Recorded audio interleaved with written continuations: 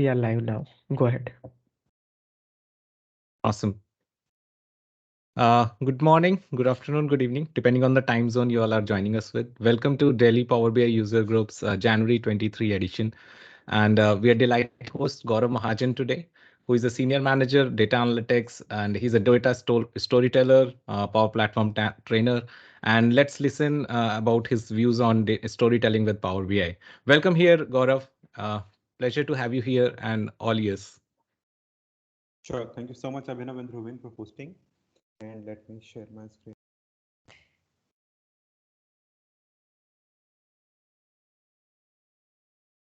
Could you please confirm if my screen is visible? Yes, we can see your screen. Sure. Thank you so much. And do we have some participants who have joined the call? Can I have the names, please? This is only for my reference.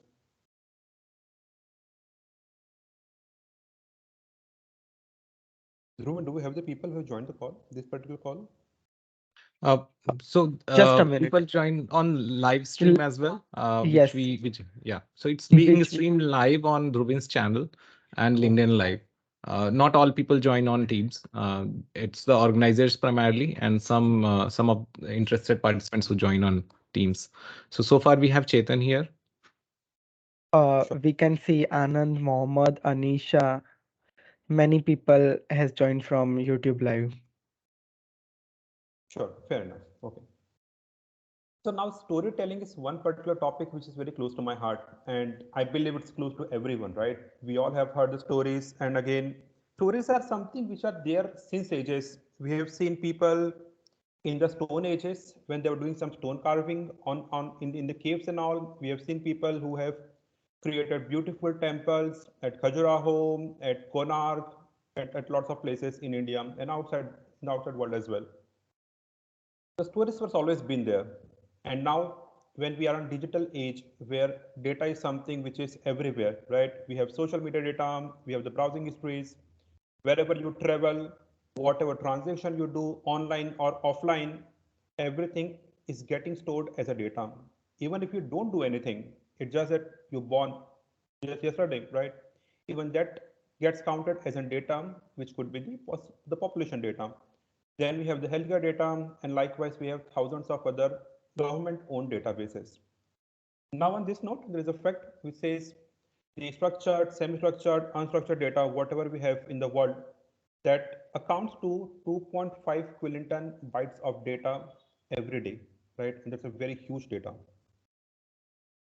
Before I get into the storytelling, which is the elephant that we're addressing in the room today, I just want to set some context. So now, if you see, when we spoke about this huge data, we are also in the world where, especially all of us, we do more or less we are in the work. Our work profile includes data analytics, which starts with gathering the requirement. We understand the as is versus to be requirement. Then we fetch data, we process it, we analyze it to generate the insights. అప్పుడే Somewhere in the process, doctor Babu అప్పుడే పోయిందా can everybody go on mute? Thank you. I assume you're on mute now. Somewhere in this whole process of data analytics, whenever we analyze the data, we use certain components of visualization. We use charts, we use maps, icon, lot of things, right? A broader view or a broader perspective of understanding data visualization is called as data storytelling, right? In short, data visualization is just a subset of data storytelling. But I take this concept further. Now, if you read the first line, it says people read data, but they remember stories. Stories are always easier to remember in brain, and they're easy to recall. If I touch the points of differences between data visualization and data storytelling, we have data visualization, which includes charts, maps, symbols, icons, and a lot of things around data visualization, right? All the visual elements. It helps the user understand the metrics, trends, patterns, outliers, a lot of things. But then data visualization always answers the question what? Maybe you can ask the question to the data saying that what is my sales for current year, right? What are the top 3 region where I have maximum sale? What are top 5 customers from which I have maximum sale? but we are always addressing the question what. Now, there could be 10 different elements which you might have placed on your report, on your dashboard, but then obviously a lot of time whenever someone from higher management reviews the dashboard and all, they ask the question, so what? If I have 10 top customers, so what? If I have 20 regions or 20 products which are not providing me good sales, so what? So whenever you address the question, so what, that's where you are getting into the storytelling part. On the theoretical part, storytelling is nothing about, it just gives you a meaningful and a readable way of presenting the information. We are just further contextualizing or personalizing the existing information that we have on the report or dashboard. But then on a broader scale, we're addressing many more points about the data. We are providing more, say, personalization, contextualization to the user, and that creates a bigger impact. In fact, there are techniques where we generate the pre-attentive, say whenever the brain processes some information, right? We address that kind of way where we can just provide some pre-attentive signals to the brain so that they can grasp the information better and can recall better, right? Those are the components of storytelling, and we will be speaking about a lot of things very soon. I have a wonderful example which speaks about the difference between data storytelling and data visualization. I'll just touch the point quickly because there are many such examples, in fact. So if you see here, this one particular blog which I found on the blog.presentation company, and then say, I mean, you might have created some slide or maybe a dashboard like this, right? Which speaks about mobile trends in shopping. So we have a pie chart one, pie chart two, but it's kind of a simple pie chart, a simple representation, and then here plays an image. If I convert the same thing into a story, this is a little more impactful way of presenting the information. And the example goes on. Here we have huge data, but instead of presenting the huge data, we are just presenting the quick insight directly to the user, right? And there are so many such users. We are just adding more context. We are just using more information, more impact that we are creating through the use of symbols, images, backgrounds, and all. Okay, I'll be jumping into these things very soon. I'm moving back to my deck.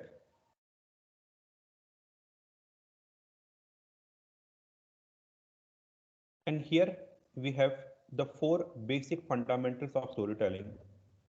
Now, whatever stories we have heard so far, whatever stories we have seen so far, I believe more or less they fall in these four categories only. Now they are on the basis of these four fundamentals. The fundamentals are for sure the visuals, because we all correlate better to the visualizations, right? If you show me the data and at the same time if you show me a chart, it's easy for me to understand the chart better than the actual data. Then always a story has a purpose. It's been meant for a particular purpose. Then we have the narratives and then we have the data. Now sometimes, I mean, these all are intersections. Sometimes you only have the purpose and the narrative. Say for example, books. Books are a very beautiful example where you don't have visuals much, not much visual, but then again you have a narrative. There's a king, there's a queen, and again the narrative goes on. And the narrative has a purpose, right? You read Chetan Bhagat book or you read APJ Abdul Kalam book, they both have a narrative and a purpose, right? Then sometimes you have just visuals along with the purpose. Say, for example, you have some engineering blueprints or maps, flowcharts. All those are beautiful visualizations along with some purpose, but they have very less data. If I bring the data component also into this particular picture, then you must have seen infographics, you must have seen the static reports, dashboards. Those are the what do you say, the examples where you have the visualization as well as the data. But again, some are more or less the narrative might be missing in such things, right? Because you just have infographic, you have some visuals, you have some data, you have some typography, some images, icons, but that may or may not serve a purpose, right? And then you have the newsletter business that falls into this particular intersection. Now, when we speak about storytelling and data, and then we are speaking about all these things in the context of reporting and dashboarding, right? I feel reports and the dashboards irrespective of the tool, whether you create them on Power BI or you create them on Tableau or any other tool, I believe they have an intersection of all these four. You create reports which engage the audience, which inform the audience, which entertain the audience at the same time. They provide insights, right? So a lot of things which you do with the reports, and they are meant for a particular purpose. They have great visualizations. They should have great narrative, and that's why we are in this particular discussion today. And obviously, the underlying thing is the data for all the stories, right? So each and every report and dashboard should have these four fundamentals, right? And again, we will see in the next couple of slides and throughout the discussion how we can intervene these concepts together to come up with a great story. Now, before I deep dive into that particular part, let me show you an example of a beautiful story that has been created on National Geographic. And the story is all about just one number. It has only one number, which is the number for the number of death from COVID-19 in the US. If I scroll down, this speaks about the emotion. There are these many minutes in a year, that's one COVID-19 death per minute for almost an entire year, right? If I scroll down further, it says if someone creates a line of cascades laid from end to end, the number is equivalent to the top number, right? The number of death. This will be a stretch for 645 miles, which is huge. We are speaking about the volume of this particular number, right?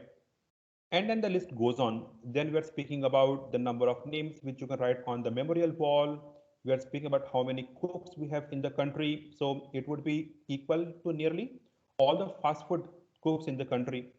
So you can assume the intensity of COVID, right? So here is how we are playing with emotions. And again, we are driving a great story with just one number. And the story goes on, right? So just one example which I felt was very impactful. And again, how smartly the user have created a good story, a huge long story, a very impactful story with just one number. I'll come back to my slides. So here are the points where we go into the storytelling part now. Okay. If you follow LinkedIn, or you must have been reading a couple of books, or you must be following a couple of blogs, right? There are lots of suggestions in the world which speaks about how to become a great storyteller. There are great books. There are people who are very vocal about this particular subject. And as per my experience, I have collected a couple of points, and I thought that maybe this one, as a me as a storyteller, right? I should keep them in these particular five buckets only. Okay. The first bucket is knowing your audience, which is a very important part. Second thing, knowing the purpose. The third thing being keeping the report or the dashboard interesting. Fourth point is keeping it simple, and the fifth point is keeping it correct. Okay.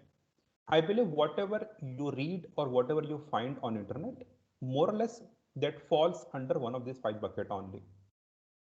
And let's explore this bucket one by one. The first and very important thing is knowing your audience. And if you read the line on the top, it says, people ignore designs that ignore people, which means if you ignore the target audience, right, the intended audience of a report or a dashboard, for sure, the intended audience will also ignore that report because that's not meant for their purpose. That's not meant for their usage, right? It's not customized, it's not personalized, and that's why the people who ignore design, the designs to ignore such people. Okay. Now on that note, I believe you keep the stories simple. Okay. Don't assume that they are relevant to the user. Okay.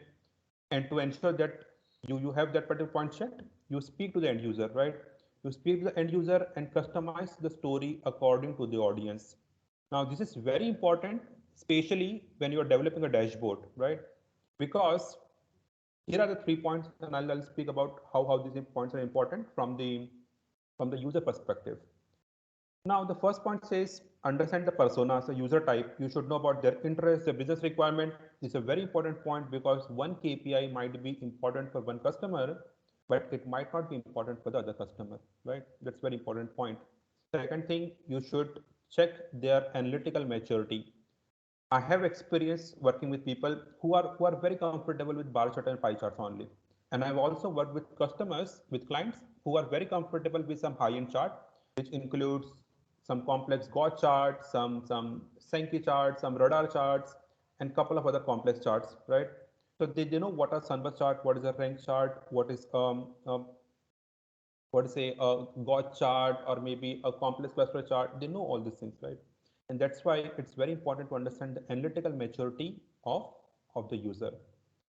Then you should also consider their mode of consumption. A lot of time people use the report not on the desktop but maybe on their handheld devices. In that point of time, it's very important to consider that point so that you can design the layout of that particular dashboard, and also you can customize the navigation so that those should be easy for someone to be used on the handheld devices. So these are a couple of things I believe are very important to understand even before creating the dashboard. We will be getting into the dashboard creation part very soon, but again, I believe these are some basic fundamentals which are important, right?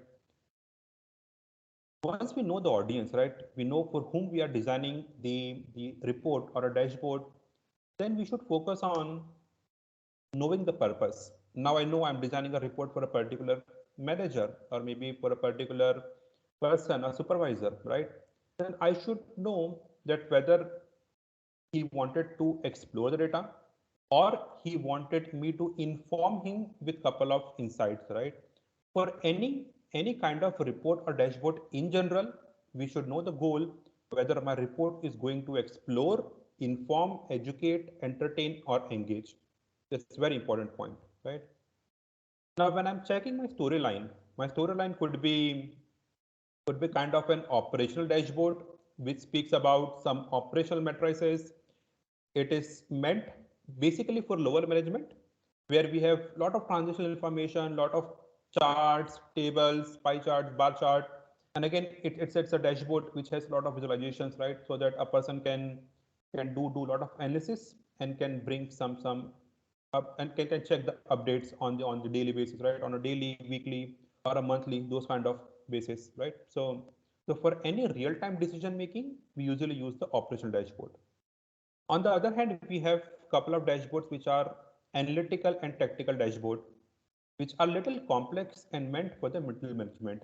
And on top of that, we have a third category of dashboard, very customized dashboard, and we are calling them strategic dashboard. They are a little complex. I call them complex because when we are creating something for the very senior management, right? And I've recently created one. There are basically two requirements. One is they require the dashboards to be super fast because they might be opening the dashboard in a meeting with other stakeholders and all, and they want everything super fast. Now, on one hand, when they need something super fast, on the other hand, they need a lot of data, a lot of aggregated data, and they wanted to just slice and dice anything by anything. And they wanted to see the sales number, they wanted to see the finance number, they wanted to see the inventory number, the HR numbers, everything, because we are creating something for taking a strategic decision, and where we are when we are combining huge data, right? On that note, the performance definitely goes for a toss, and on the other hand, the user is looking for a super fast dashboard, and that's why they're a little complex. We need to choose the navigations, the visualizations very smartly, and that's what and that the and when these such dashboards are used by the the senior managers, they are meant for taking strategic decisions on the basis of the insight what we generate on the dashboards. So choosing a storyline is very important. Now in one other session, one of the participants have asked me, what if I'm creating a generic dashboard, right, which could be used by any one of them, anyone from a lower senior or middle management. So the answer is you create personas within a particular dashboard or report, right? You create first page, which speaks about the numbers at large. It speaks about the summarized number, the main KPIs, the highlights, and then it allows you to deep dive into level 2 and level 3 of information. So a senior suit member may be coming to the first page only. He will track the KPIs, track the numbers, and that's all. He'll not deep dive on the further pages, right? But on the other hand, a person from a middle management or lower management category might be coming to the level 2 and level 3 pages of the dashboard as well. Okay, that's how maybe you can keep the dashboards separate, meant for separate audience. Maybe you can have a one generic dashboard too, depending upon whatever the business requirement you have. Now, once you have the storyline, once you have the goal, now you again start speaking to the customer, create some wireframe, get them reviewed from the, I mean, and this is a very iterative process. You create some wireframe, you get that reviewed from level 1 manager, level 2 manager, and again, that's how you end up into having one particular finalized wireframe, a signed off wireframe, and you start creating a dashboard accordingly, right? On that note, when you are creating such wireframes, it's very important to understand what you are measuring, right? So you always measure a right metric with the help of a right chart. I'll not be getting deep into the uses of charts and visualizations because that's a very different topic altogether, requires again a significant time to get into each and every visualization, speaking about some do's and don'ts.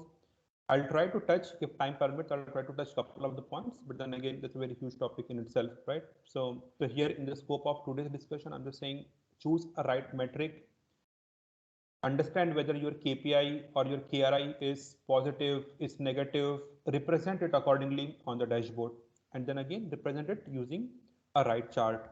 I believe you must have seen, I mean, if you find it on Google, you must be seeing, or you must have already seen, there are different categories where you know what are charts being used for distribution, what are charts being used for composition, for correlation, and for a couple of other points, right? So we have those things available on internet. Now, once we have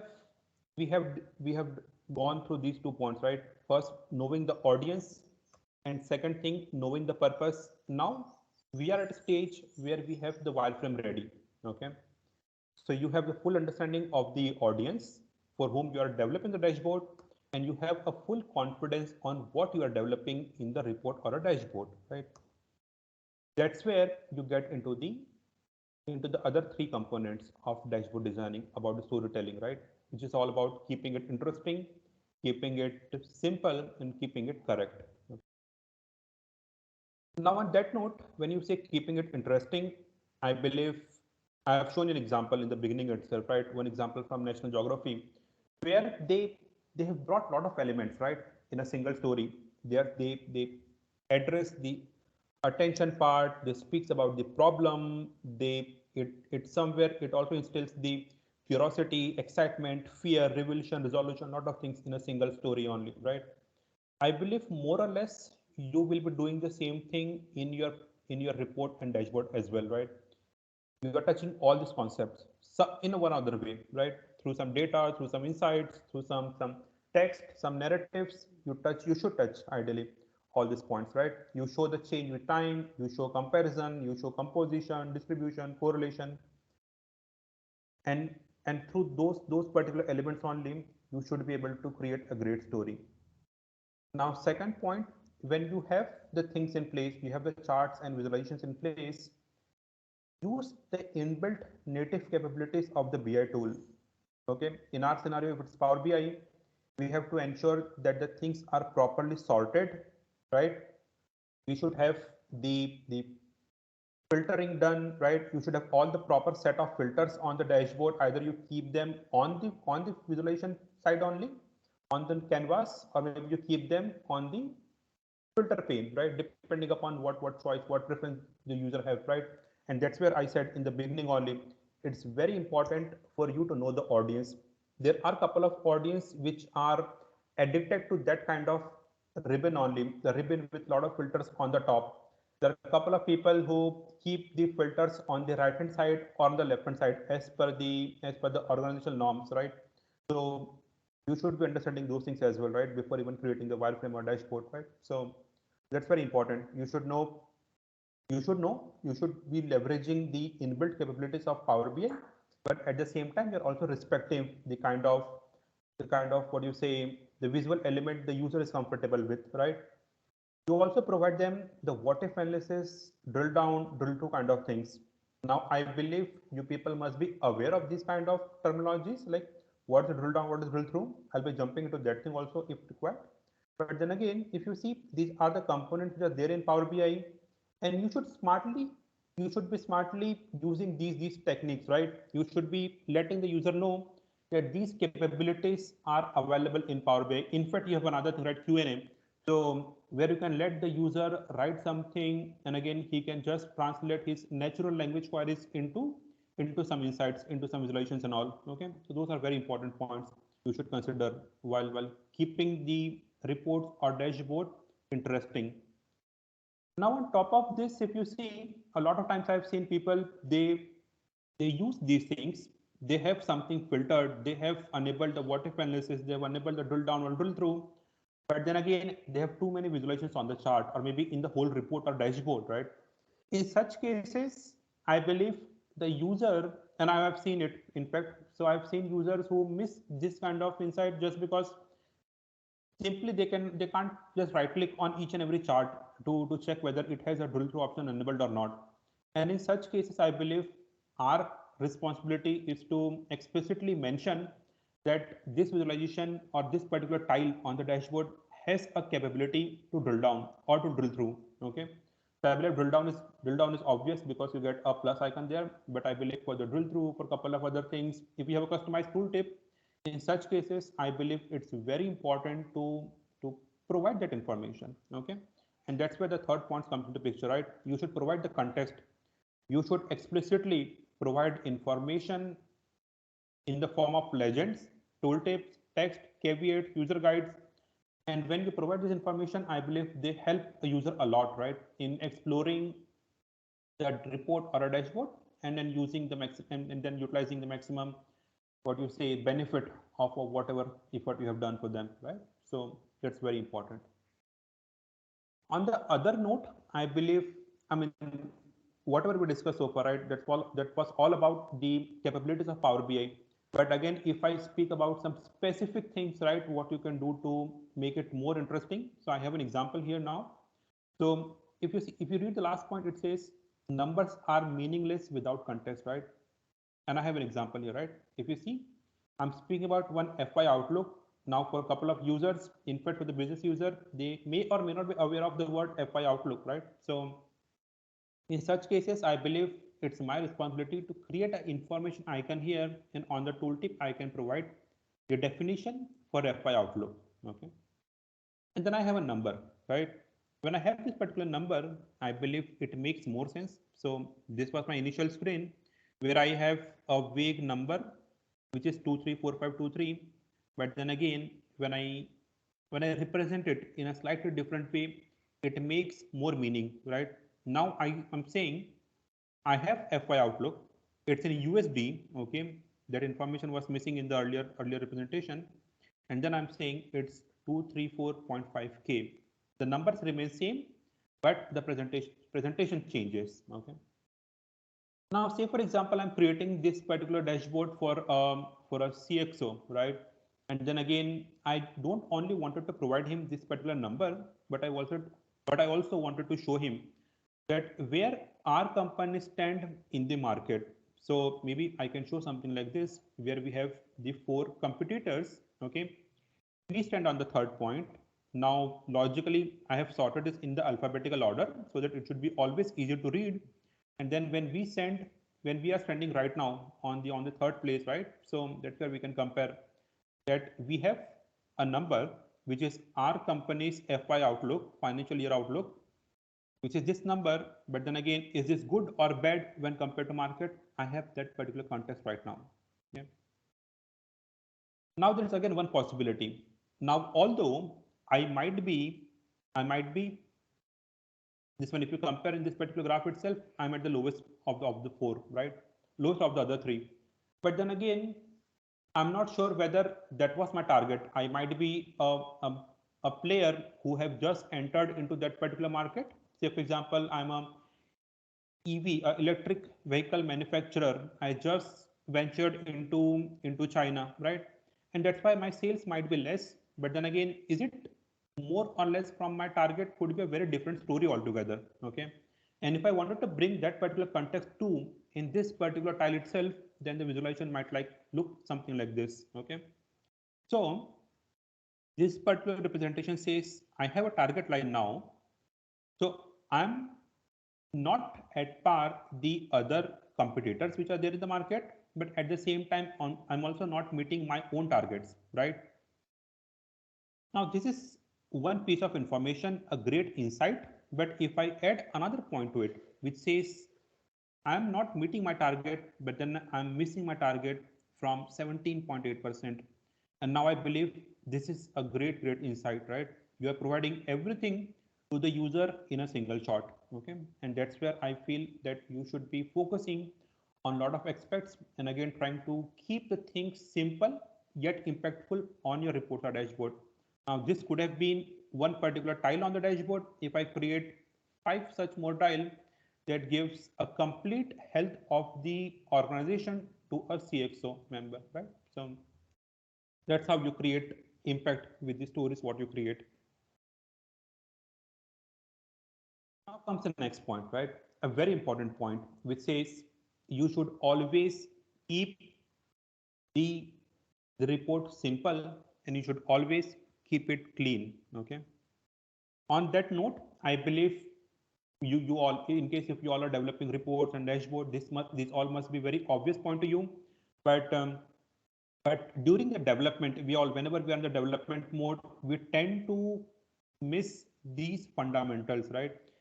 They are the ones which are very basic, very important, and that's why I believe you may use this particular slide as a checkpoint to ensure that whatever you have wherever you develop something, at the end of the development you should be just having this particular checklist checked so that you have things in place, right? And you don't miss anything during the development. The first point says be very clear and concise. Okay, you first summarize and then you elaborate. In fact, I have always followed a particular rule which says a 5 by 5 by 5 rule, which says you can keep 5 element on top. Now there is nothing hard and fast. You can keep 6 or you can keep 4 also. But just for being fancy, I call it 5 by 5 by 5 rule. Okay. You should be having the 5 KPIs or the key numbers on top. You should be having 5 more visualization supporting those particular KPIs or those numbers to create a great narrative. So that covers the 5 into 5 kind of combination. Okay. Now, once you have this 5 by 5 kind of combination, 5 numbers or metrics on the top, followed by 5 visualization, which supports the top numbers, right? And again, that allows the user to slice and dice the numbers by anything. I believe a great story is one which allows the user to narrow down to answer of any questions on that data in just 5 steps, maximum 5 steps, right? So say for example, if I create a dashboard which has only one page, so 5 numbers on top, 5 visualization supporting those numbers, I need the dashboard to be developed in such a way that with just 5 interactions, right? Those interactions could be filter, it could be a cross filter, it could be some what if, or maybe some kind of drill down, some kind of drill through. But I should be able to narrow down to any level of information and I should be able to get answer to any question on that data in those 5 steps. And that should be the ideal check for a very good dashboard or very good report. Okay. So that's where the 5 by 5 by 5 rules comes into picture. Okay. And as I've said, there's nothing hard and fast. You can just go with your own combinations. Now, when you keep it clear and concise, I believe you should also do not bring too much information, because when you bring too much information into the dashboard, it dissolves the key insight somewhere. And I'll show you a couple of examples very soon, right? How these things get dissolved when you bring a lot of elements on the dashboard. As I've said in the beginning too, you should highlight or annotate the core information or core insight the way I've done it here, right? So this is one particular on the left hand side, what you see here, where I'm hovering my mouse, right? So if you see here, we have the screen from the earlier slide itself, but just that I have extended that particular this one visualization with some kind of insight, right? I have this kind of insight here, and then again I have added a caveat too. So these are the kind of things I believe you should do, right? When it comes specifically to the data, I believe you should maintain consistent formatting throughout the dashboard. And let's tackle all these things one by one. Okay. Whenever it comes to numbers, you should provide units, right? If you see in the beginning, we haven't provided a unit here on this particular thing, right? But when you add unit to it, right, you are saying that the numbers in USD, right? And then we have aggregation level. This adds a lot of meaning to the dashboard. Okay. So you provide unit. You need to let the user know whether something is in kg, something is in meter, something is in feet, something is in dollar, or which particular dollar. It could be Singapore dollar, it could be US dollar, or it could be Australian dollar, it could be anything, right? So you need to provide that particular context to the user. Okay. So even without the user going to this particular thing, the information icon and reading through the definition, I believe the thing should be obvious. And that's where I said in the beginning, you should, storytelling is all about how you encourage the pre-attentive way of processing the information, right? You're just passing some explicit information to the brain so that even before looking at the number and before trying to digest information, the the information already been passed. If someone sees a dollar, they know yes, some what you say, some amount number is coming on my way, right? If they see something in time, so they know yes, this all about something about time, right? So you should be leveraging those kind of these one features, right? Then you maintain the aggregation, let the user know whether something is in k, something is in m, like in thousands, in millions, and you maintain the same thing throughout the complete dashboard. Okay. On top of that, whenever you are having this number, always ensure that you have a proper rounding, right? A consistent rounding throughout the dashboard. Either keep it at two place of decimal, one place of decimal. That thing should be consistent, right? For date, just maintain a specific date format, right? In US, we have different date format. In India, we have different date format. That two different people have different ways of writing the date. Okay, so you should be explicitly mentioning the date format somewhere. Okay. So it could be either something very obvious to the user, or maybe if you have used something, then again and again, this particular dashboard is being used by users across different regions or geographies, right? Then you should be keeping something a caveat on the top saying that the date format is in this particular thing, right? And that's where this thing is very important, right? You are just adding more context to the dashboard, right? And that's where the third point comes into picture, the text. Okay. So you just group the similar text.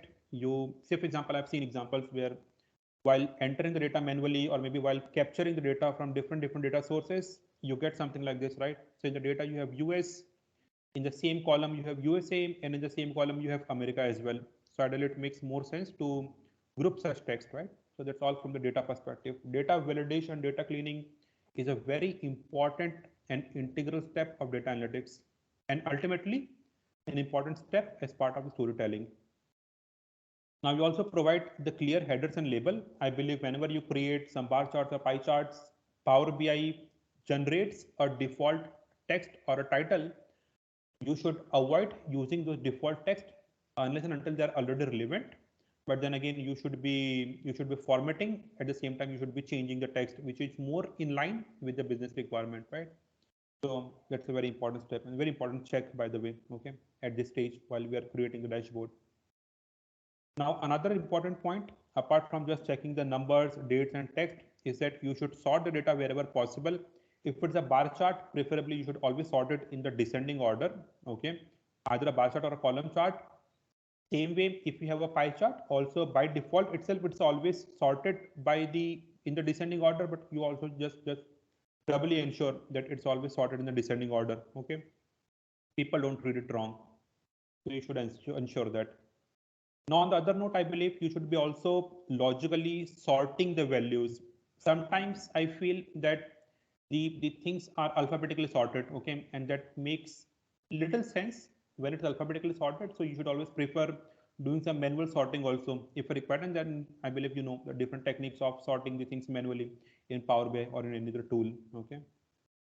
Now, if you remember in the earlier one of the earlier slides, I mentioned about personalization. Okay, and that's where it comes into picture, where if you know that the has user already has some predefined preferable values for which he wanted to see the data. Say for example, you have created a dashboard which could be used across regions, but then you want that, I mean, you know that most of the users are from US, right? So it makes huge sense to keep the default filter being set as US, because 90% of your audience is US based only, right? In case if there is any other person visiting the dashboard, I believe he just have to he just have to clear the filter, and he can select the country to which he belong or he or she belong, and then he can analyze the information, right? But then again, you should be having some pre-selected set of filters. Either you can publish that particular thing as a default state of that report or dashboard, or maybe you can let the user know that they also have an option to bookmark somewhere on the Power BI service, and they can have the same representation for them, right? So they can customize their own dashboards with their preferred set of filters and all, right? So that's very important. Now on this note, it's all about data. Okay, we spoke about how you represent the numbers, how you represent dates, text, how you provide some very useful context through headers, through labels, through legends and all. We also spoke about how you sort the data so that it's easy to read. We also spoke about how we filter the data so that it's easy to comprehend readily. It should be readily comprehensible, right? So the user doesn't has to select something and then again like waste 1 or 2 minutes just in selecting and getting into the place where I believe he should have been in the first place itself, right? So that's all about data part, right? The another face of this coin is the design. Okay, so once we have tackled the data part, I believe we should move to the design part. Okay, on the design part, you again same thing only. I believe the first 2 points remain same only. You should be very clear and concise, and then again you should not bring lot of elements to ensure that you don't dissolve the key insights. Okay, so on the design part, I believe the important point is you don't overdo. Okay, there is something called as Gestalt principle, where you where you keep the things in proximity. You ensure that you smartly use the shapes, the colors, the spaces, right, the alignments, so that you have a great story right on top of that, and I'll be getting into that part soon, right? So not overdoing is a very important element of designing. I believe a lot of people have the tendency where they just keep adding elements to the report for the sake of nothing, right? They believe that they are making the report beautiful by adding couple of elements, but that always have a negative impact on this one, on the user front, right? So you should avoid that. Also, as I've said, too many visual, they always distract the attention from the key insight, so you should avoid them. Now getting into the specific detail, I believe the way we spoke about data on the design part too, we should maintain the consistency in terms of layouts, in terms of themes, fonts, colors, icon. They all should be consistent throughout the complete dashboard. Okay, on the text part, I believe you should have a consistent style, size and color of the fonts throughout the complete dashboard. Preferably whenever you are creating certain charts, you keep the labels little. This one, say for example, if you're keeping a label as calibre 11, right, the axis label on the other side should be somewhere around calibre 10. Okay, and again a lighter shade of black and all. Okay, you don't use heavy axis labels and all. I believe those report doesn't looks good. You also avoid over labeling, right, at any point of time, and I believe those are the points you should consider from the text point of view. Okay, so just make the tooltips, legends, labels, or wherever you use a text, it should be consistent, it should be neat and clean only. Okay, on the colors part, I believe it's very obvious that if you use too many colors, right, I mean, this one, the dashboard or report looks like a rainbow. Okay, you should avoid that kind of tendency. Also prefer contrasting color. I believe people sometimes they use minimal color, but they don't use the contrasting color. That's again very important point. Okay. On the third point, I believe you should be very careful about the usage of red, amber, and green shades, especially the red, amber, green color, as well as the shades of red, amber, and green. Okay, because these colors are meant for a specific reason, right? There are some symbolic colors. Red always means danger, green always means good to go. Okay, So when you use these such colors in your bar charts or pie charts, I believe for the users, right, who are already who already have this tendency to consider those colors as some indicative colors, I believe they get confused, right? They don't know whether you are intentionally making the bar chart or pie chart green, or it's just that you have used that particular color theme. Okay, so you should be very specific about those things. Also, you should sometimes consider the color which are suitable for a color blind audience, so especially when you're creating a operational dashboard which might be used from which might be used by a huge audience, right? So you've created something which you know that will be going running through a lot of audience, so you ensure that you use the color which are suitable for the color blind audience as well. Okay, so I believe these are the points we should be considering on the texts and on the color side. Now, another very important part of the reporting layout and the reporting formatting and design is that you should manage the spaces very smartly. Okay, and if you see by now, all these points are interconnected to each other. Okay, if I jump to the first point where I said know the audience, right? So I'm at the same stage right now. Okay, you should be speaking to the audience, understanding what they need, what kind of color they prefer, what kind of charts they prefer and all, right? And then again, on that note, from the beginning itself, I believe you should think like a designer or an architect, right?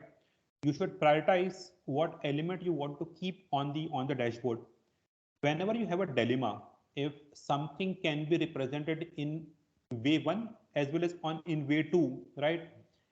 Either you get that reviewed from your supervisor, from your colleague, or someone internal to your organization, or on an alternate note, it's always a great thought that you should, I mean, I believe you must be having some daily catch-ups with the managers and all from the client side, so you get them reviewed that time as well. Okay, it's always good to show options to the client that speaks about your capability, your command on the tool, on the analytical side, and at the same time that also earns you respect because you are showcasing all the possibilities to the client. Okay, so but yes, those things should be done in a very early phase of the report development so that you get a sign off on the wireframe, and only then you start working on the dashboard. Otherwise it ends up into a lot of rework. Okay, on the space management part, I believe once you have prioritized the dashboard elements, you keep them neatly. Okay, you avoid the horizontal and vertical scrolling throughout the report on a particular page, or maybe say within a visualization. I've seen people who just create some visualization and then again they have a horizontal bar or a vertical bar, which I believe could have been minimized by a couple of different formatting techniques that we have in Power BI. Okay, maybe you can reduce the space between the bars, maybe you can make the bars a little thinner, maybe you can change the font size, a lot of things you can do so that you don't have a very small, I mean, just for sake of small point, you have a horizontal or vertical scroll within a particular tile. And on the same note, I believe a horizontal scroll on a particular page is okay, but then you avoid the vertical scroll. Okay, you always avoid the vertical scroll because that makes no much sense to the user, right?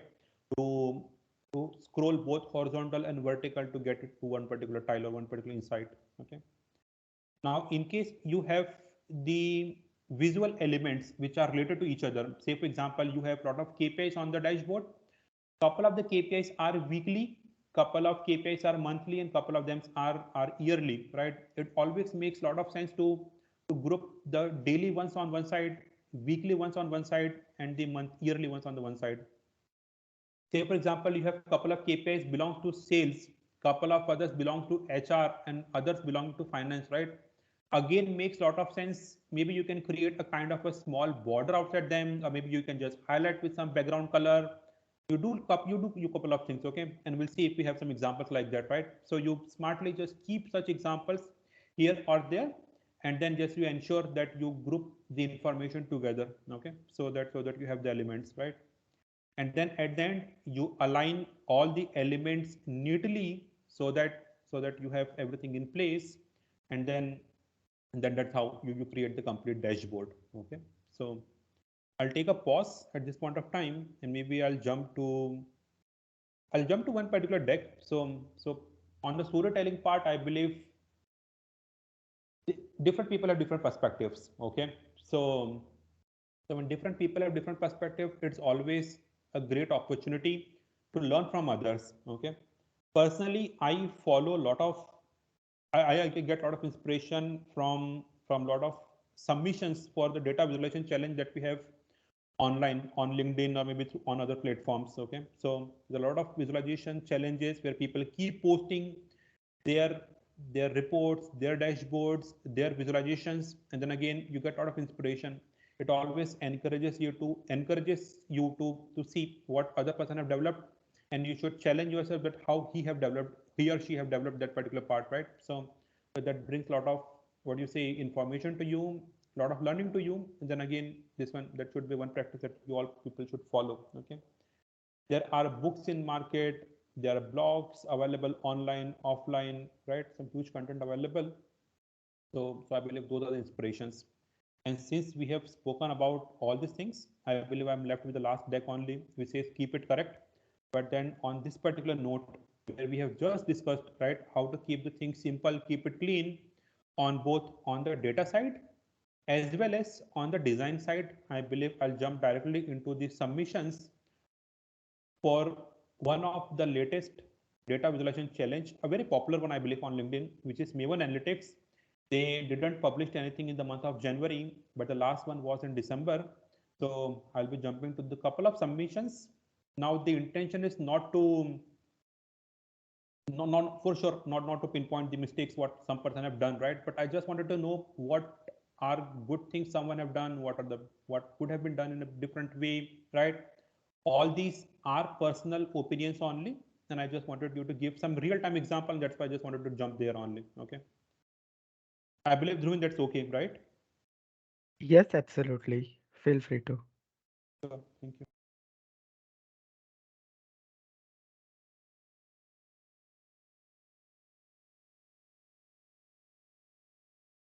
Okay, so I have these submissions from December month. Okay, now if I consider, and there are 150 slides by the way. Okay, I'll try to cover as many as possible, but just that I believe I just wanted to give you a real-time example of whatever we have discussed so far. Okay, now this one is a very great example of visualization. Okay, it speaks about the history, how Croatia have earned third place, group stage, and different places in this one historically, right?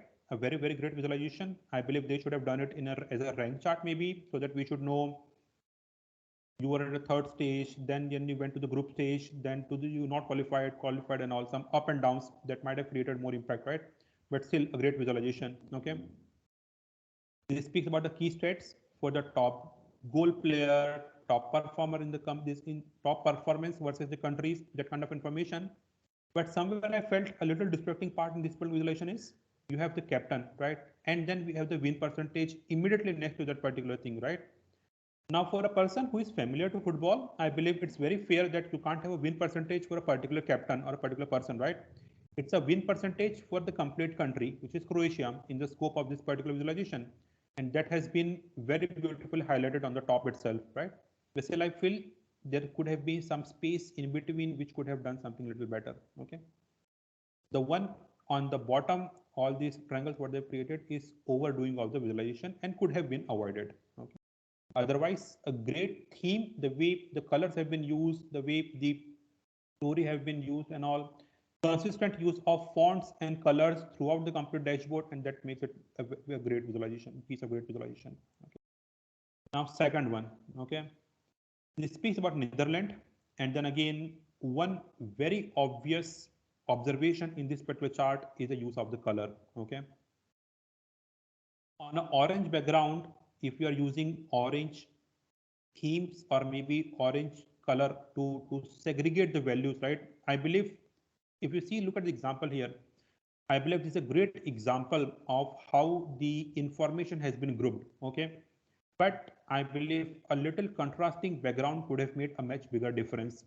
Especially, a orange bar chart on an orange background is always a no. And again, if you see here, so whenever you have the white font and all, I believe it should have been a little darker shade of orange, or could have been some other different subtle color, maybe some white or gray, or maybe those kind of color. I believe those might have made this particular report much better, right? But a great example. And if you see example, here is how they have contrasted the information here. looks like a great background, and then again you have good insights, right? But again, at the same point of time, I believe orange shades on orange background are not appealing at this point of time. Okay, and this could have been done in a different way in this particular report. Okay, in this particular piece of visualization, but otherwise, great information, lot of visualization done in a very neat way. Okay. Now, one thing when I was just doing it a couple of minutes back only, so I thought, well, maybe I should even go through this particular thing, right? Now, if you observe, to me, if I look at this particular chart, right, there are a couple of bar charts, but then again in 1974, 1978, 1998, and all, there are no indications about the size of this particular bar, right? I don't know what this bar represent. Okay, in 1974 they were runner up for sure, and again we are speaking about Netherlands only, very beautifully highlighted on the top itself. But then again, I don't know what this particular bar represent. Okay, Dhruvin, you have any idea? I mean, is that information obvious from this particular chart? No clue. No clear, right? So I believe these are the points which are very important, where you need to provide the context to the user, right? If you're creating a bar chart, there has to be a context what the bar chart represent. Okay, so those I believe are the important points to consider, right? Otherwise, a great piece of visualization here too. Again, okay. I'll jump to the next one. Okay, now a great use of color.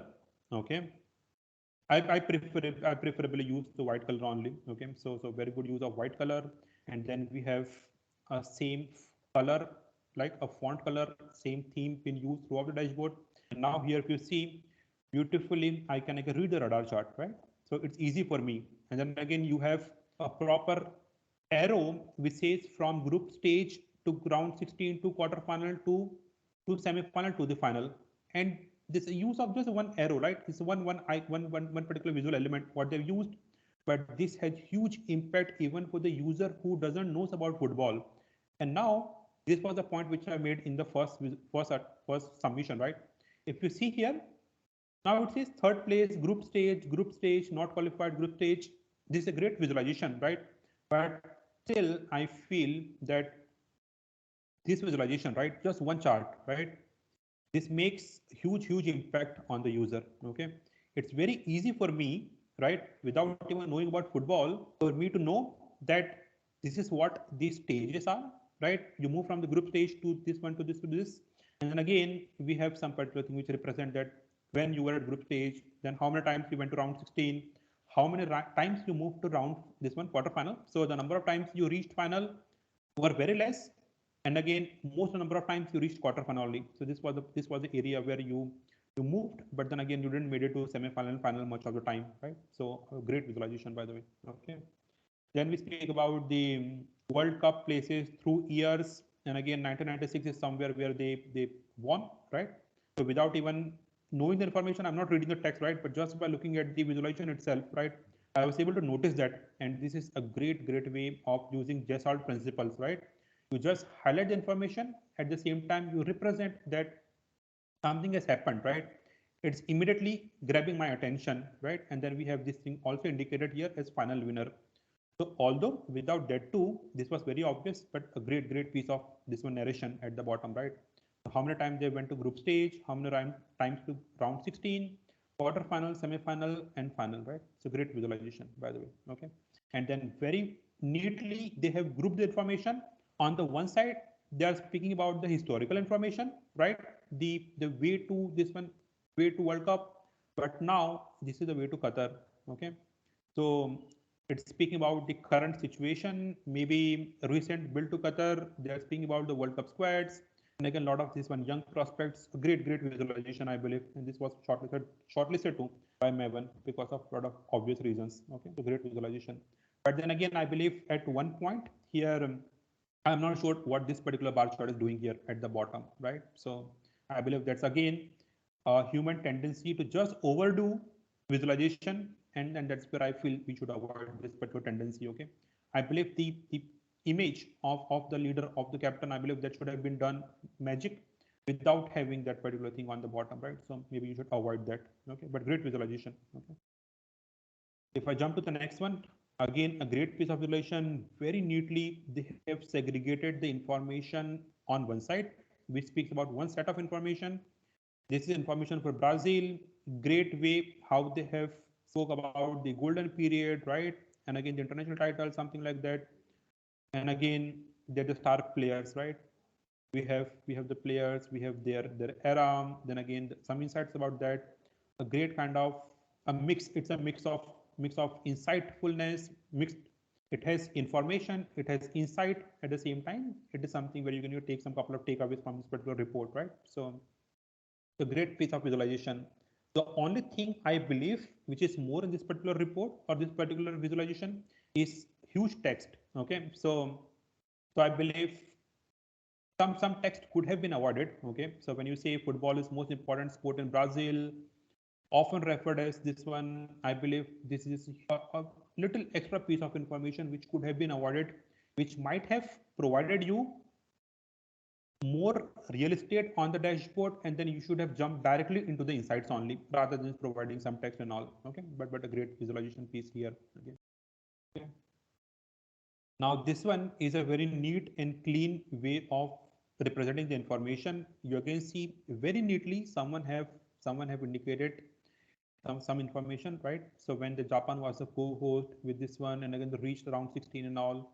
So that was a stage. Then again we are speaking about the Japan only, I believe, the samurai blue. Okay, so that's the point. And again here we have the Japan logo, but this one maybe for a different user it could have this was not very obvious to me in the first go. The way it was obvious in the previous visualization, whether it was for Netherlands, for England, I believe here it took a second for me to understand this was for Japan. Okay, so maybe that could have been little more obvious. Okay, so or maybe they could have used the Japan colors only somewhere here. So a shade of blue, and again with the different colors and all, I believe you should have used some red color or maybe some white color shade and all. That would have made more impact, and again that would have used the pre-attentive way of using the human brain. Okay, that's what. But then again, very smartly they have just done this thing. They're speaking about the wins and the draws and all. I believe the wins could have been done in a different color. Okay, because they are win. So maybe the brightest color could have been win, then followed by the draws, followed by the losses. Okay, or the losses could have been either darkest color or maybe the grayed out color. Okay, and the percentage wins and dates could have been a different color, right? We are speaking about the percentage wins, right? So not a good use of red color, I believe. Okay, so because we are speaking about the winning percentage, so that could have been represented different formation. Again here the only thing which I believe is the kind of the triangles what they've used on the background. They are little distracting for me at this point of time, because if you see here a lot of triangles at the background, right? And again if you see this information and all, now you might be thinking that at this point of time, Gaurav, you are just like criticizing each and every dashboard. But then again, I'm just sharing my personal observations, because I've seen when you take a printout of such reports, right? At that point of time, especially for the senior management or maybe for other users, this is a little distracting, right? Because when they're taking the printout, there are some patches of black and white, because not every time we take a color printout, right? So whenever someone is rushing for a meeting, if he takes a printout of your report or a dashboard, and if he's going to present that particular thing, I believe these three things are a big consideration in such cases. Okay? That's why if those can be avoided, so you should prefer avoiding them. Okay, so great entry. Now this speaks about the South Korea, a very obvious title. Okay, so and again they have the visualizations, the colors been used. Now if you see the South Korea, I believe somewhere they are using this particular theme, right? Red and blue. A very smart usage of those particular color. Okay, win, losses, draws, and win rate. Okay, again the win been represented in the red color, could have been avoided, but I believe I'll go with the theme only. I'll give some points for the themes because they've used particular theme. That's how they're going. A very beautiful way how they have just segregated the information, the World Cup history, the performance, the squad, a very small visualizations, a lot of information in just one particular visualization only. Okay, so great visualization. Now here comes another one for Spain. Okay, so good use of color. Again, they are going with the color of their flag only. Some great visualization, great numbers. I believe if the theme itself is yellow and red, then it makes a lot of sense, right? So because they have everything in yellow and red. So now even now it's not obvious that for a user that he should be thinking red is a danger only. Okay, so they know the theme itself is red and green. But the only limitation of using such particular themes in the professional environment is that now if actually if you wanted to highlight something, right, something like this 20%, right? Now here if you see, there is some kind of conditional formatting what they have used. Okay, so win percentage was 83, 50, 20. This has been used red intentionally to indicate that this one it was the lowest win rate. Okay, and that too a penalty success rate was 59%. So these are the areas what you wanted to highlight. Okay, so although they got highlighted very beautifully because of the white, this one, the white kind of like this one, the background, what they use, this one, the developer have used, right? But otherwise, it could have been a disaster for this particular report, right? The information will get lost. You have put a lot of effort in ensuring that you have that particular thing highlighted, but then again, it might get lost in this particular thing because the entire dashboard itself is in the red and green color, this one, right? So maybe this one, those are important consideration. But neatly formatted, if you see, everything is properly highlighted, properly neatly arranged, right? A great layout here at this point of time. Okay, now here again a great visualization in line with the flag of France and all, but then again a very dark theme. Okay, on the dark theme, whenever you are having these particular black spots and all, I believe these colors could have been little brighter. Okay, the numbers could have been just the numbers on the top followed by the category. Okay, that could have been done better. And then we have rest of the chart. I believe the white could have been more white. This one, the shades of white could have been more, this one more lighter. So that would have made more impact. And again, that might have made the things more visible. Okay. Here I believe somewhere the user missed with this one, with the presentation and all. Okay. And haven't used the space optimally, right? The another thing is that I believe I see inconsistent use of fonts. Okay, somewhere you're using a bigger font, smaller font. I believe that's the intention to highlight the information. So in the same line, you're using a different. This one say you are using both a bold font and a simple font. You're also keeping something in italics. At the same time, you're using the changing the size of the font. I believe the difficult task is having a bigger font than this one, right? Too many variation in just one particular visualization, I believe, rather than creating an impact, it creates more distraction. So I believe those kind of things could have been avoided, okay, in this visualization. I'll just touch the last one. So, and then maybe I'll stop. So Argentina, great visualization again, okay, in line with the color of Argentina flag and all. So beautiful way they have represented the information. If you see, this is the way they have smartly played around the colors, right? Again, another use of Gestalt principle. So Argentina, across the countries, they are doing a comparative analysis. At the same time, they are highlighting the position of Argentina. Same thing they have done for this particular chart, and again this for this particular chart as well. Okay. So a smart use of colors and all. Okay, then they are speaking about the historical information, about the ranking, and then again if you see here, again they have highlighted the information, right? They are intentionally bringing the focus of the user. Although rest of the things are grayed out, you already have the attention, but then again adding another layer of this particular thing is always like something that you can do, right? Because you're not distracting anything from anywhere, right? It's just like you're adding another piece of information for the user, and then again you are providing some narration, so which is a very good practice of how you should use the dashboards and all. Okay, so I believe I'll stop at this point of time. There are too many this one, what you say, too many submission that we had. I believe this was one of the biggest this one submission what Maven Analytics have got, but a great piece. I believe I'll recommend all of you to just have a look at all the visualization what other people submit, learn from them. As I've said, there are other books, other tutorials and all which you should prefer. So I'll leave you with that. Okay, I'll stop here. Maybe I'll jump to my last slide which I had, and then I'll take a couple of questions if there are any. Now the very last slide says, now you have everything, right? You have everything, you have kept that simple, you have kept it interesting, but then again you should also keep it correct. Okay, because poor designs always leads to poor insight. On that note, maybe I'll first jump to the example, and then maybe I'll jump to the I'll cover what I have here. Okay, there's one example which I've got here. Okay, and I believe this is one particular example from one of the television itself, from one of the channel, Fox News. Okay, so if you see, it speaks about the people who are on welfare, versus the people with a full-time job.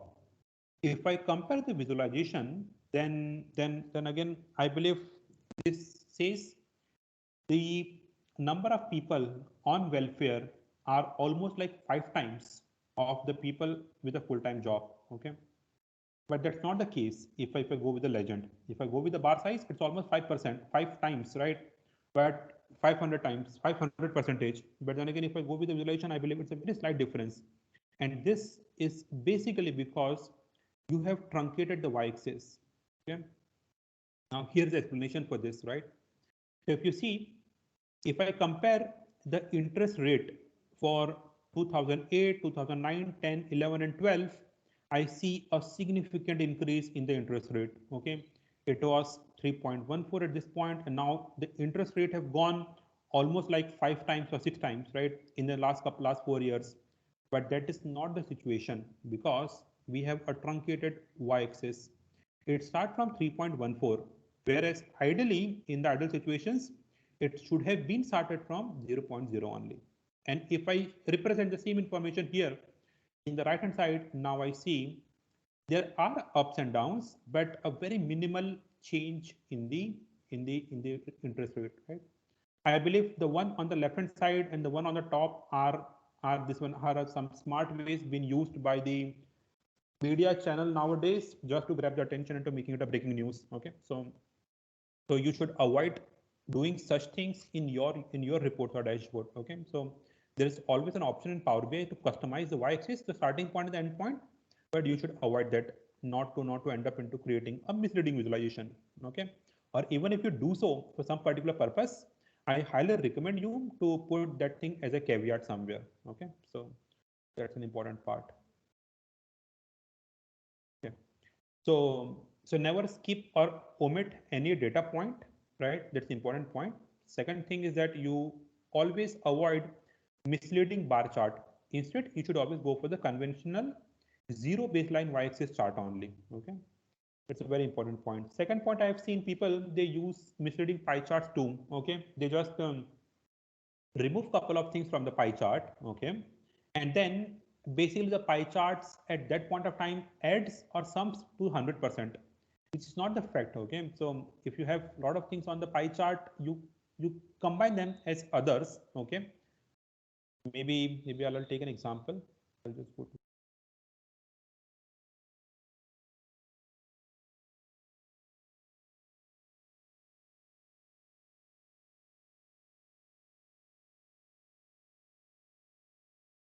So whenever you have a pie chart like this, where you have a lot of things, say for example, something like this, you have a pie chart where you don't want to show the small denominations of the values. Maybe you can just combine them together as others, right?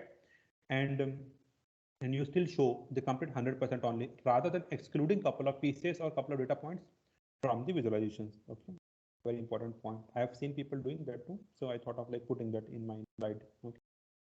Now, at the last point, you should also avoid misleading text, right? Sometimes, as I've said in the earlier, right? I've said in the earlier this point. So Power BI usually provides you a default header or title whenever you create a pie chart or bar chart or some other chart, but you should logically change the name for those chart in line with your business context. Okay. And then again, the last point, you should avoid comparing or correlating unrelated context in the same graph. Okay. So there are a couple of examples too. I'll be sharing. There are a couple of references here. Maybe you can note them down. So you should also avoid comparing those particular kind of context where the things are not related to each other, but still you are bringing them on the same page. Okay, a beautiful and fun example which I found on the same blog only is somewhere below, where they say the correlation between, now since you have such data doesn't mean that you should present such data like this. So they are representing the correlation between the number of murders in a particular locality against the number of ice cream sold. Now these two are totally unrelated topics altogether, right? So you should not show them together. Okay, so those kind of things, right? So I believe on that note I'll stop. Do we have any question from the audience, Dhruvin? Yes. Sure. Yes, Gaurav, we have some questions. Let me just bring it up here. But yeah, thank you so much for this amazing session. It's really uh, very helpful for audience who is building the Power BI report and how best we can incorporate this overall data storytelling. So let me just go with few questions. But before that, from Teams section, if anyone has any question, feel free to bring it up first. And meantime, I'm just checking YouTube Live and I'm just opening up some of the questions from there. So from Teams, anyone has any question, feel free to unmute yourself and ask directly. Okay, one is Sanket is asking, can you please share PDF and PowerPoint presentation? Gaurav, it's for you. Like if you want to share it from your any of the URL, feel free to share it with the audience so that they can just use it even after this session. Sure, Dhruvin. After the session, I'll be sharing the PDF. Along with this, I believe I have some compilation of the Okay. reference resources as well. Some blogs, some books, and all. I'll be sharing those as well as a complimentary. Okay, perfect. The another question from YouTube Live is about the data challenges that you are talking about. Can you share a couple of links related, which are the data challenges that are going on at this moment and where people can explore more design created by the different people? I think that covers with the same like the PDF that you shared, but if you know, obviously the Marvin data challenges we all know, but apart from that, do you have any other challenges you know which can be shared with the user where user can just uh, go and participate in those challenges? Sure, I'll share that link as well. Okay, perfect. Uh, Apart from that, let me just share a couple of insights from the YouTube live that we did. So people actually love this session and they just added the comment in the YouTube live. Apart from that, overall 197 people viewed throughout this overall stream, which is a very big number. So it really shows that how session interactive is. Apart from that, uh, we don't have any major question. Mostly the most of the people are asking same thing, the PDF and PPT deck. So definitely we will share this with you once Gaurav provide it. I will add that in the YouTube description box. All right, so I think we are almost good with the Q&A part, Gaurav. Anything else you want to share with our audience before we wrap this up? Sure. Just last point from my side. I believe because we have a limited time only, right? So I tried to cover the storytelling in general, how it should be, irrespective of tool, whether you're using Power BI or Tableau. I believe each tool comes with its own capabilities. So this was all about storytelling.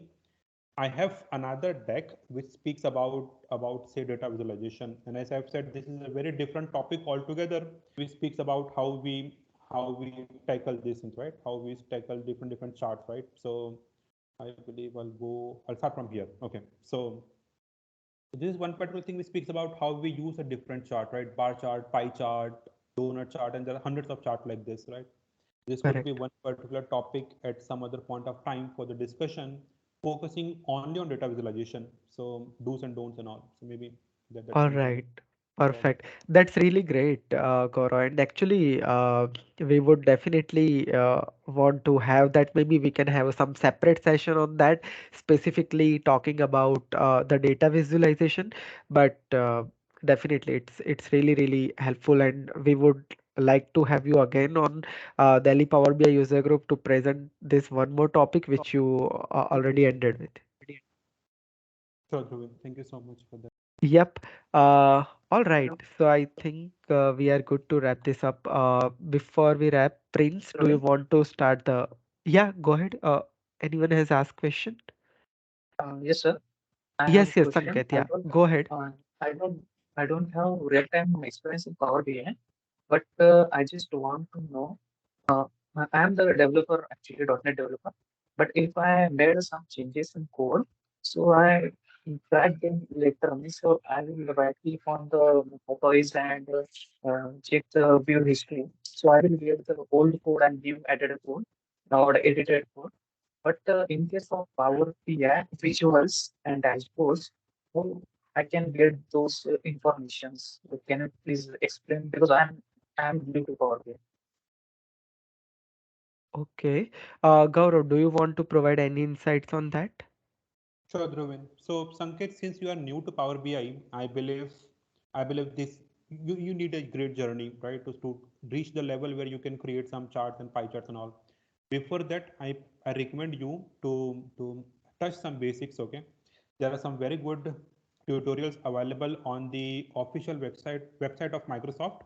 So if you go to Microsoft website for Power BI, you have a documentation. In the documentation, you have some quick guides. Okay, check those quick guides. After that, from Dhruvin, from a lot of other people who are there on this one on internet. So they have already created videos which speaks about the basic and fundamentals of Power BI. Go through those fundamentals first, and I believe at that point of time you'll be at a stage where you can just start understanding Power BI. You know what are the possibilities available in Power BI, and then if you want to replicate something, I believe your question is somewhere around replicating. Maybe if you have some already existing report created by your colleagues or maybe from your earlier friends and all, so maybe you can just start referring those reports. There are ways how you can create calculations, codes and all, but you should know how they have written it and why they have written it, right? So just rather than copying it, I believe you should know the reasons behind them, and that requires some learning, some theoretical learning and all. So and that will take time. Anything you want to add, Dhruvin? Okay. Dhruvin, Uh, does that answer your question, Sanket? no, sir. I just want to I want to know actually how we can track the difference.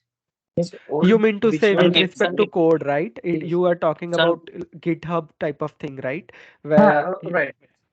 okay, okay.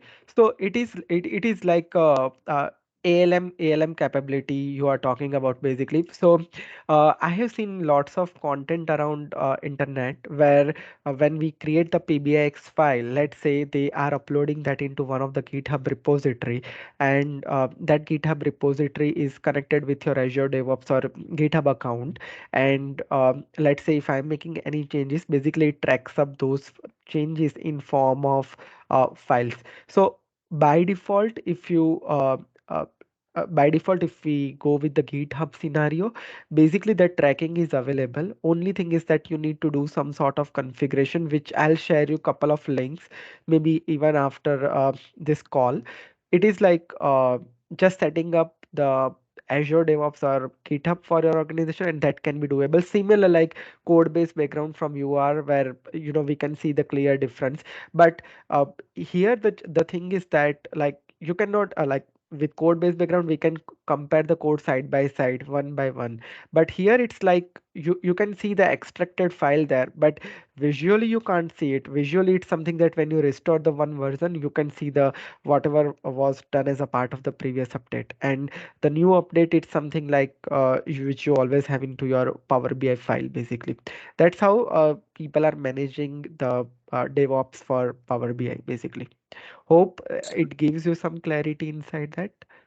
Yes, Sanket, yes. Sanket, Okay. yeah, Yes. Sanket. Just to add to Dhruvin, this version controlling happens with the file base. It's not like a normal code base, but definitely if you can always do a comparison, because these are the PBIX can be converted to an XML files, and then you can check. But for that you need to be very much an expert in Power BI to understand what XML is trying to show you the differences. So there are tools that you can use it, but to see the visual of Power BI with two files, you have to download a different version and then see it on your system, comparing underscore, putting some underscore versioning.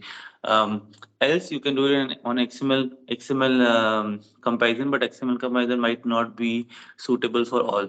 It is suitable for the experts, but not for someone who's starting with Power BI initially. Okay. Hope that gives you some clarity, Sanket. Yes, sir. Yes. Okay, and definitely I'll share some link with you.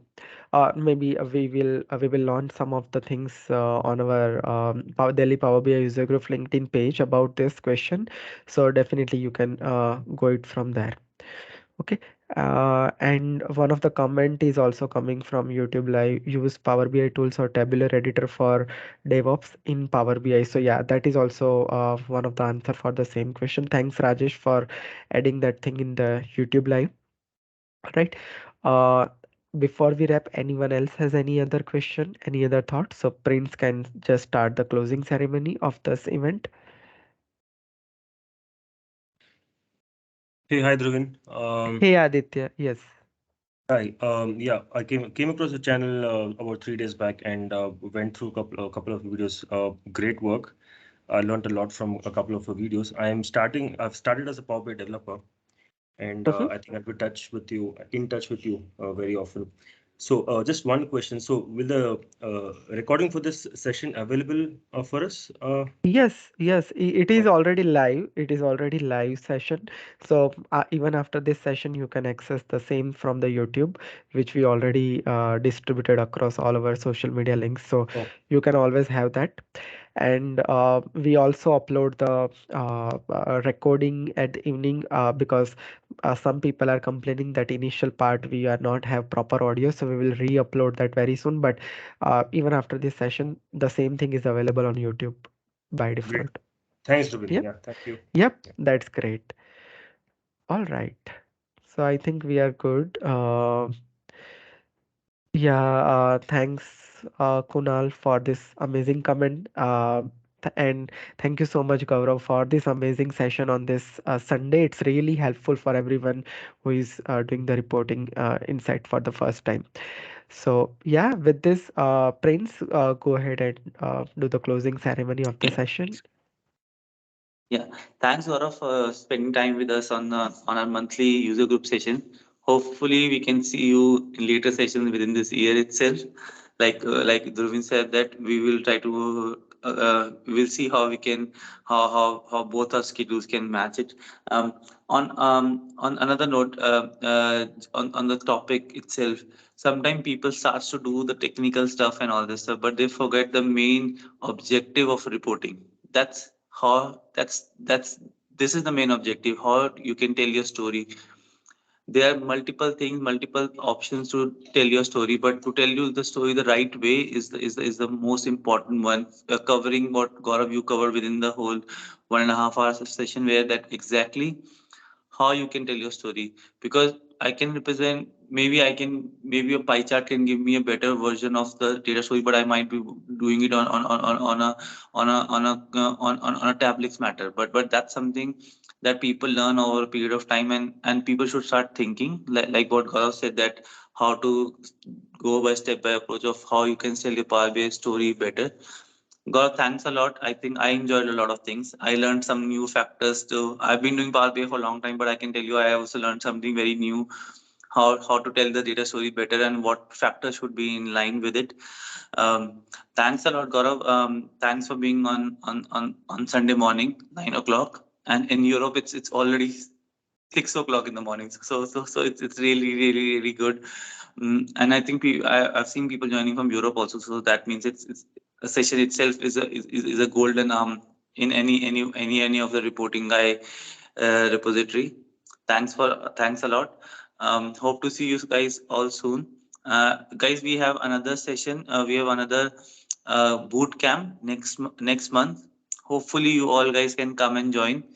There are very interesting sessions across the Power Platform, not only Power BI but across the Power Platform, and I think that these are the one of the very good learning sessions and a very good networking sessions as well. That's where Dhruvin and me met also 3 years ago. Yeah, absolutely. Well said, Prince. And I can see like the analytics are 201. So it's a better start for us as a 2023, because earlier in 2022 we never received the analytics above 200, and in first session itself we have 201 I can see in YouTube live at this moment in my analytics section. So that's really amazing. And to your point, Prince, definitely we need to have one more session with Gaurav in upcoming month for specifically for the visualization part. I'm keen to see that session. Sure, sir. Thank you so Yeah, much for yeah, this, and totally agree. it's an honor for me to speak again. So thank you so much, Dhruvin, for this motivation and for the support, and Prince, Abhinav, and the entire team. Yeah, thank you so much. We are pleased to have you. Prince, anything Thanks, else? Gaurav. No, guys, and I hope you guys have a great week ahead and a great start to the next week. Yeah, thank you so much, everyone. Have a great day ahead. Thank you. Goodbye. Have a nice day, guys. Bye. Thank you, everyone. Bye.